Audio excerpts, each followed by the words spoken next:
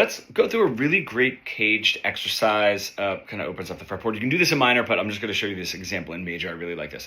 We're going to take a 1 to a 4. So right now a G to a C. Right? This is really great for lead guitar, visualizing the fretboard. It's really great for rhythm guitar, kind of coming up with cooler rhythm parts so you're not just stuck playing your typical E to A shape bar chords or down in sort of this open position. So we've got my E shape to my A shape, right? I'm going to take my E shape and I'm going to go to the next shape in the cage position. So my D shape, right? I can play it this way.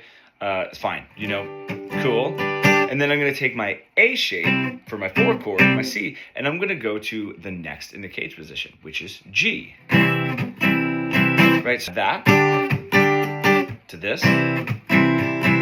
Right, now that D shape is going to want to go to a C shape. That's perfect. I can use the D shape down here to give me the bottom part of my C. Great. I have my C shape. Right, my G shape is going to want to go to E, the next in the caged. Right, my C shape is going to want to go to the next in the caged, which is A. My G shape is going to, my E shape is going to want to go to the next, which is D.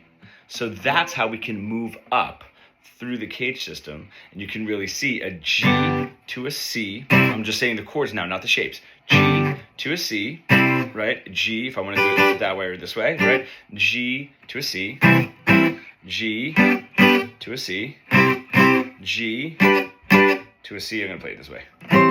Right, my D shape. And so on. It's really great. You can do it with a 1, 4, 5, whatever you want to do. You can start mixing in, you know, if you want to do like a 1 to a 3 chord, if you want to mix in your minor cage as well, which could be a little bit tricky. Some of those shapes are a little bit trickier.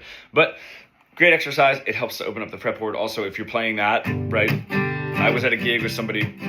I didn't really know the set list. I didn't know the songs. They're just like, hey man, I'm just going to play these tunes. If you know them, play along. And then go ahead and play lead guitar, play a solo. That was my only job. But there'd be a song where it'd be that, like G to C. Now, if I were to play with him down here in this open position, it would be sonically sort of battling each other, right? There's no reason to double those chords. Same with here. Not really much difference here. Right? But if he's playing that G to a C, like I could go up here.